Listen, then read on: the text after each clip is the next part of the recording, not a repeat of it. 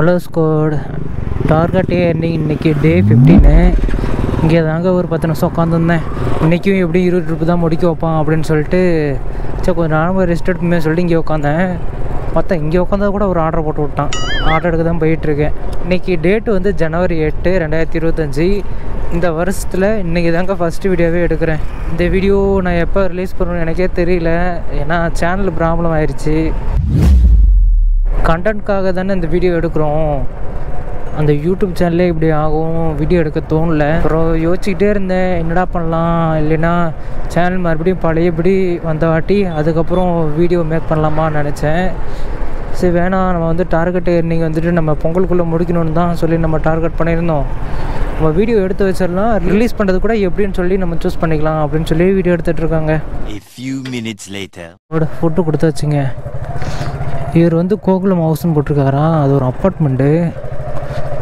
Phone பண்ணேன், வந்துட்டிங்களா அப்படின்னு கேட்டார். நான் வந்துட்டேன்னு சொன்னேன். அட்ரஸில் எதுவுமே போடல, வெறும் கோகுலம் மட்டும் தான் போட்டிருக்கீங்க அப்படின்னு. கொஞ்சம் திட்டிக்கலாமான்னு நினச்சேன். என்னென்னா ஃபோன் பண்ணவாட்டி ஒவ்வொருத்தர் வந்து அட்ரஸ் சொல்லுவாங்க. நீங்கள் ஃபஸ்ட் ஃப்ளோர் வாங்க, F1 வாங்க, F2 வாங்க அப்படின்னு சொல்லுவாங்களா. காண்ட ஏறிடும். ஏன் அதை ஃபோன் பண்ணுற நேரம் வந்து என்ன கொடுத்துட்டு போக மாட்டேனா, அட்ரஸில் மென்ஷன் பண்ணுறதுக்கு எவ்வளோ நேரம் ஆக போகுது அப்படின்னு சொல்லி தான் நான் நினச்சிப்பேன். இவர் பார்த்தா கிரவுண்ட் ஃப்ளோர் தான். இவரே வந்து வாங்கலாம் தான் நினச்சிருப்பார் போல். குளிச்சுட்டு இருந்தார் போல், துண்டு கட்டு இருந்தார். உள்ளே வந்து கோச்சிக்காம கொடுத்துட்டு போயிருங்க ப்ரோ அப்படின்ட்டார். அது மாதிரி ஒரு ஆர்டர் வரும், நான் காமிக்கிறேன். இப்போ ஆர்டர் போட்டாலும் போடுவான்னு நினைக்கிறேன். ஒரு லாங் ஆர்டர் போட்டால் நல்லாயிருக்கும். நல்லா விளாக் எடுத்துகிட்டு கொஞ்சம் ரிலாக்ஸாக வண்டி ஓட்டிகிட்டு வரலாம். டைம் இப்போது 6:20 ஆகுதுங்க. ஒரு லாங் ஆர்டர் ஒன்று எடுத்துகிட்டு போயிட்டுருக்கேன். 186 ரூபா. இது வரைக்கும் 8 ட்ரிப்பு தாங்க முடிச்சிருக்கேன். இந்த ஆர்டர் கொடுத்தா எப்படி 2 ட்ரிப்பு வரும்னு நினைக்கிறேன். இன்னைக்கு 20 ஆர்டர் டார்கெட் பண்ணியிருக்கானா. அப்போது ஒரு 12 மணிக்கு பக்கமாக விட்ருவான்னு நினைக்கிறேன். ஆர்டர் கொடுத்துட்டு டக்குன்னு நம்ம ஜோனுக்கு வந்துட வேண்டியதாங்க. இந்த வாரத்தில் நான் 2 நாள் லீவு, திங்கள் செவ்வாய். இன்றைக்கி புதன்கிழமை. இன்றைக்கி தான் நான் வேலைக்கு வந்தேன். 2 நாள் டச் விடுவோம். வண்டி ஓட்டவே ஒரு மாதிரி இருக்குது. நல்லா சந்தில் பூந்தில் வந்து வேகமாக போயிடுவேன். இப்போ போக முடியல, ஒரு மாதிரி ஜர்க் ஆகுது. 12 மணிக்கு ஷிஃப்ட்டு லாகின் பண்ணேன். அப்பையிலேருந்து மொத்தம் 5 ஏழ்றாங்க. ஒருத்தன் என்ன பண்ணுறான், ஒரு காம்பவுண்ட் சுவர் மாதிரி இருக்குது, ரொம்ப உயரமாக இருக்கும், இடு போயிடும். அது ஓரமாக நான் ஒட்டிக்கிட்டு போயிட்டுருக்கேன். இந்த சைடு வந்து பைபாஸ் ரோடு ஃப்ரீயாக தான் இருக்குது. நான் அந்த இடத்த நான் காட்டுறேன். அந்த இடத்த காட்டும் போது நான் சொல்கிறேன். நெக்ஸ்ட்டு ஒரு எல்லோ போர்டு. அந்த பின்னாடி திரும்பாக அவர் பாடு வளைச்சிட்டு போகிறாரு. சரி ஓகேன்னு சொல்லிட்டு ஃபஸ்ட் கீரை போட்டு நான் சைடு போட்டு முன்னாடி போகிறேன். ஒருத்தன் இண்டிகேட்டரை போட்டு இந்த சைடு ரோடு இருக்குது, அந்த சைடு வளையிறான் தான் எனக்கு தெரியும். ஆனால் வளைய மாட்டான், அப்படியே பம்பியே போயிட்டுருக்கான். வண்டி நிறுத்தி திரும்பி பார்த்தானா, அப்படின்னா நான் முறைக்கிறான்னு சொல்லிட்டு கிட்ட போனால் வண்டி காற்று இல்லை, சும்மா ஆர்ன் அடிச்சிட்டே இருக்க அப்படின்னா. அப்புறம் அது மாதிரி சொன்னேன், நீ வண்டியை வந்துட்டு இண்டிகேட்டரை போட்டு சும்மா போயிட்டுருக்க, ஒன்றால் நான் நின்றுட்டுருக்கேன் அப்படின்னு சொன்னால் அப்புறம் போயிட்டான்.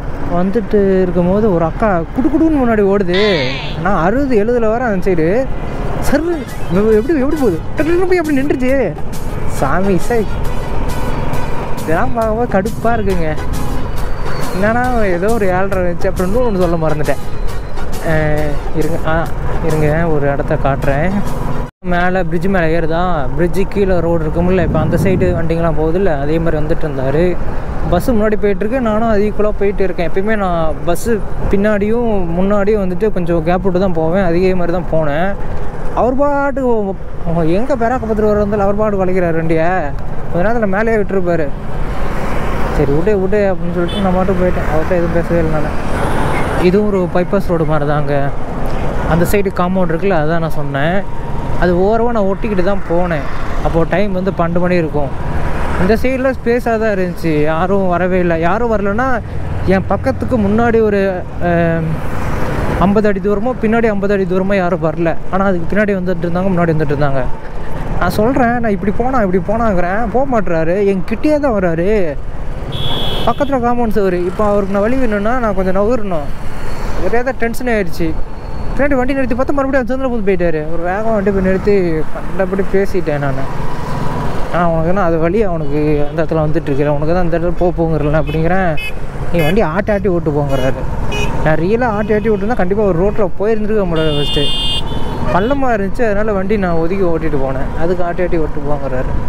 இது எல்லாமே பைக்கில் டேஷ் கேமரா இருந்துச்சுன்னா எல்லாமே காட்டியிருப்பேன். இந்த இன்சிடெண்ட்லாம் டேஷ் கேமரா இல்லாதனால காமிக்க முடியல. காருக்கு தாங்க இருக்குது, பைக்குக்கு இல்லவே இல்லைங்க. சேனல் இப்படி ஆகும் எனக்குமே ரொம்ப ஃபீல் ஆயிடுச்சு. என்னடா இப்படி ஆயிடுச்சு அப்படின்ட்டு. நல்லா தான் வியூஸ்லாம் போயிட்டு இருந்துச்சு. நல்ல நல்ல வீடியோ தான் நானும் எடுத்திருந்தேன். பார்த்தா நான் வந்து 26 days கன்சிஸ்டண்ட்டாக வீடியோ போட்டுட்டுதுன்னு சொன்னேன்லங்க. டக்குன்னு நான் வீடியோ போடாமல் ஒரு 6 நாள் விட்டுட்டேன்.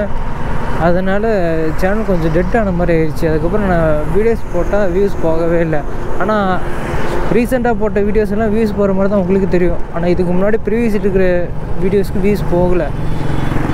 ஒரு யூடியூப் சேனலில் வந்து ஒரு வீடியோ போடுறோம்னா இன்றைக்கி நம்ம போடுற வீடியோ எப்பயுமே அது வியூஸ் போயிட்டே இருந்தால் தான் அந்த சேனல் கொஞ்சம் நல்லாயிருக்கும். வியூஸ் போகலை அப்படின்னா நல்லாவே இருக்காது, க்ரோத்திங்கே இருக்காது. ரொம்பவே கஷ்டமாக இருந்துச்சு. சரி ஒரு 5 வீடியோ போடுவோம், அதுக்கப்புறம் மறுபடியும் பழைய வீடியோ ஆகிட்டுன்னு பார்த்தேன், ஆகவே இல்லை. அப்புறம் அடப்போடா அப்படின்ட்டு விட்டுட்டேன். சரி ஓகே, இந்த வருஷம் ஃபைனல் வந்து 31 அக்டோபர் அது வரைக்குமாச்சும் போட்டுருன்னு சொல்லி கஷ்டப்பட்டு தான் போட்டேன். ஆனால் அந்த வீடியோவும் நார்மலாக வியூஸ் போகவே இல்லை. அப்படியே விட்டுட்டேன். ஒரு மாதிரி கஷ்டமாகவே இருந்துச்சு, என்னடா இப்படி ஆயிடுச்சு அப்படின்ட்டு. அப்புறம் ஒன்று தான் நினச்சேன், நம்ம வந்து கண்டென்ட்டுக்கு அவசரம் லைஃப்பை சேஞ்ச் பண்ணல, நம்ம லைஃபுக்கு அவசரம் தான் கண்டென்ட்டை சேஞ்ச் பண்ணியிருக்கோம் அப்படின்னு நினச்சிட்டு இப்படி எப்போயா இருந்தாலும் சேனல் இங்கே தானே இருக்க போகுது, க்ரோத் ஆகாமையாக போயிட போகுது அப்படின்னு நினச்சிட்டு விட்டுட்டேன். கொஞ்ச நாள் வந்துட்டு விட்டுருக்கேன், ஒரு 2 weeks இல்லைன்னா 20 days ஆகட்டும் அப்படின்ட்டு. இன்றைக்கி வந்து ஜனவரி 8, ஜனவரி 20 இல்லைன்னா ஒரு 25 அந்த தேதி பக்கமாக இந்த வீடியோ ரிலீஸ் பண்ணுவாங்க. 3 hours later. ஒரு டைம் இப்போது 11:10 ஆகுது. இது வரைக்கும் நம்ம வந்து 18 ட்ரிப்பு முடிச்சிருக்கோங்க. அமௌண்ட் வந்து 920 ரூபா வந்திருக்கு. 1ஆம் தேதி பிறந்ததுலேருந்தே பைபிளை வந்து 11 மணிக்கு வந்தோம்னா 12 மணிக்கெலாம் வீட்டுக்கு போகிற மாதிரி டார்கெட்டை முடிச்சு அனுப்பி விட்றோம். என்ன அமௌண்ட்டு தான் கொஞ்சம் கம்மியாக வர மாதிரி இருக்குது. போன வாரம் வந்து 10,700 ஓட்டியிருந்தேன். அதில் ஞாயிற்றுக்கிழமை மட்டும் அதிகமாக வச்சுங்க, 1851 ரூபா வந்துச்சு. எனக்கும் மட்டும் இல்லை, என் ஃப்ரெண்டுக்கும் அவ்வளோதான் வந்துச்சு. ஏற்கனவே லாங் ஆர்டர் போட்டாங்க. லாங் ஆர்டர் இல்லை, அந்த ஷார்ட் ஆர்டர் தான். சர்ஜி மட்டும் 40 ரூபா எக்ஸ்ட்ரா வந்திருக்கு.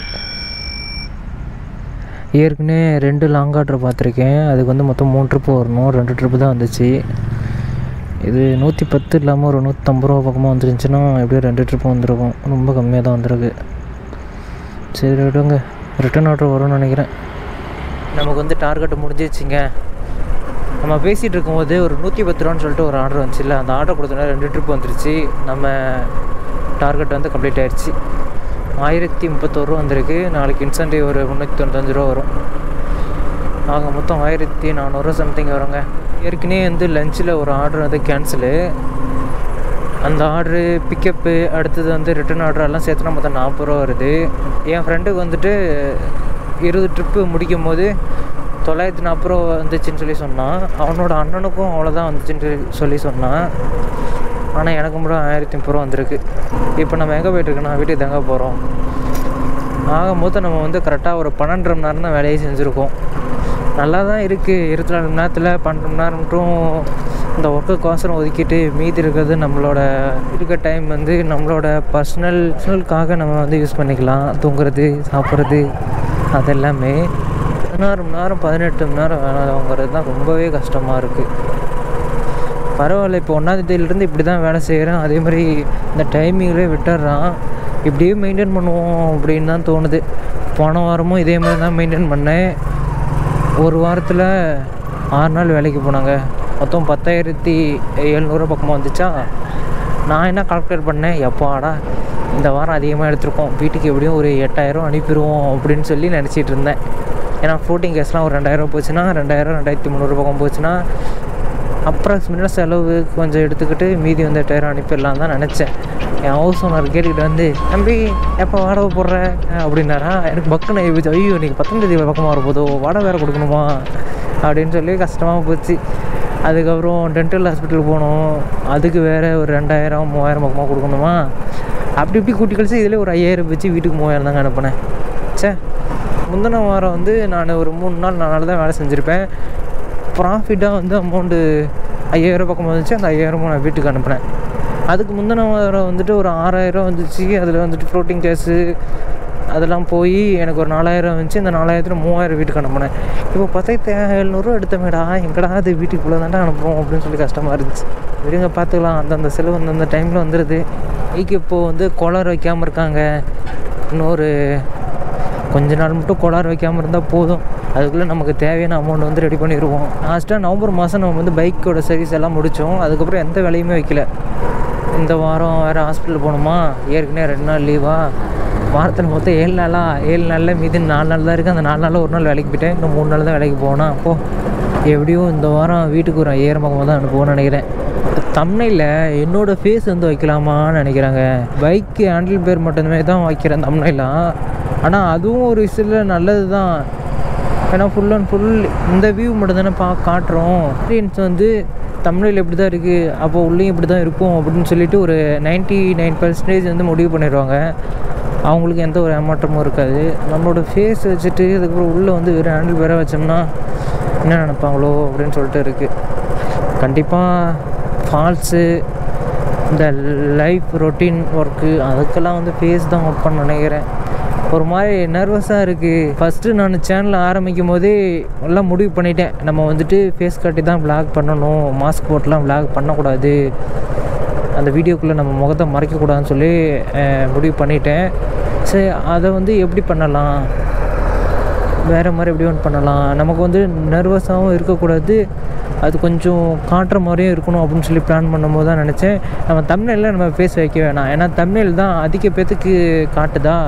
அதில் வந்துட்டு இப்போது 100 பேத்துக்கு காட்டுறதுன்னா அதில் ஒரு 10 பேர் ஒரு 8 பேர் தான் கிளிக் பண்ணி உள்ளே வருவாங்க.